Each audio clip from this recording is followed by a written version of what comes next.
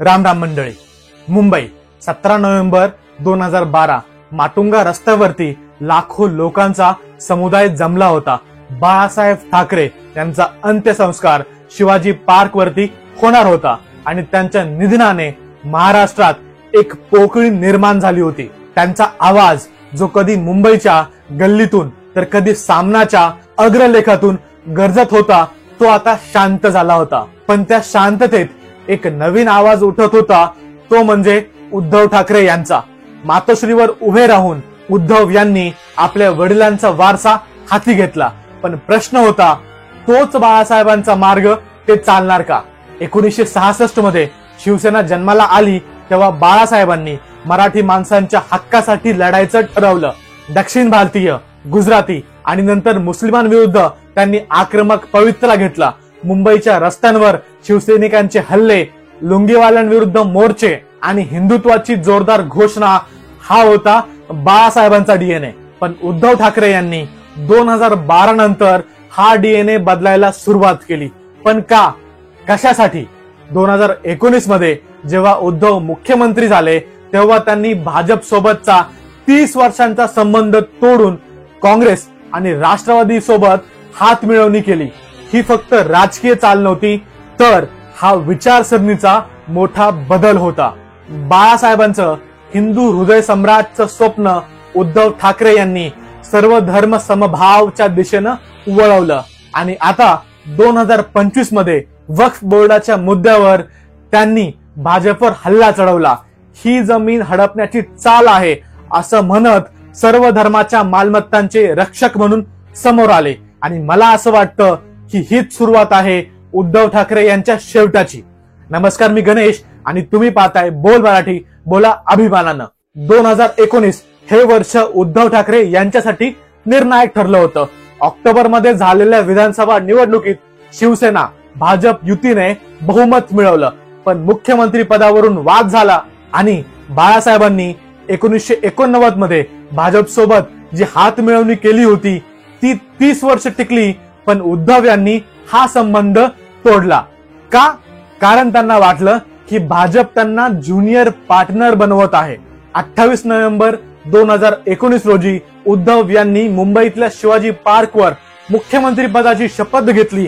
पण त्यांच्यासोबत भाजप नव्हतं, तर काँग्रेस आणि राष्ट्रवादी काँग्रेस हे पक्ष होते.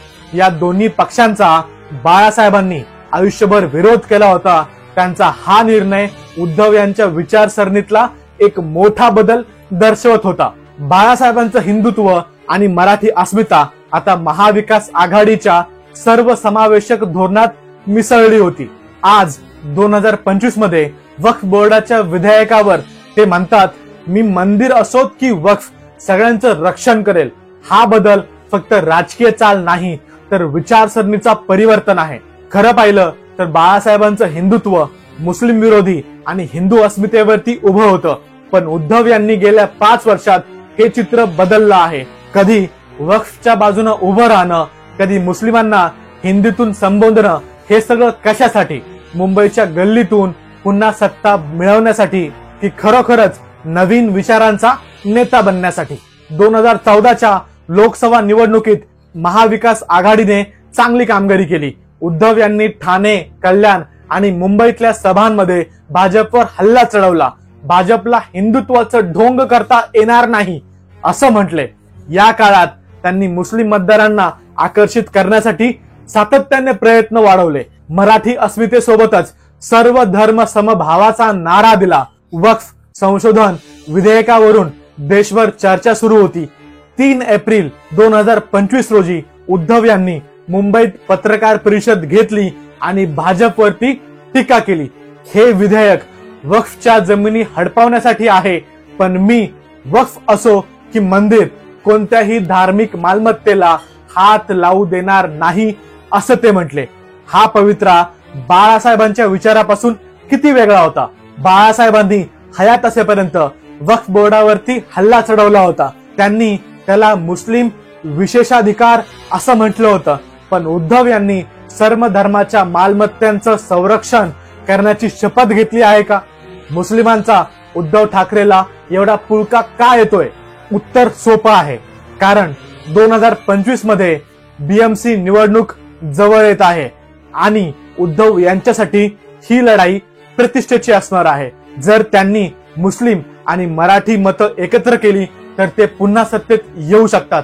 पण मला प्रश्न असा पडतो की मतांसाठी सत्तेसाठी कितीही लाचारी, आणि ही उद्धव ठाकरे यांची लाचारी आणि मुस्लिम प्रेमच त्यांच्या राजकारणाचा शेवट करणार आहे हे नक्की.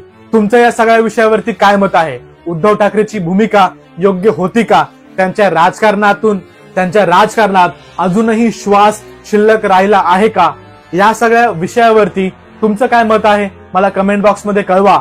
आणि एकनाथ शिंदेंना गद्दार म्हणणारे उद्धव ठाकरे आज हिंदूंसोबत गद्दारी करत आहेत का हे देखील मला सांगा. धन्यवाद. जय महाराष्ट्र.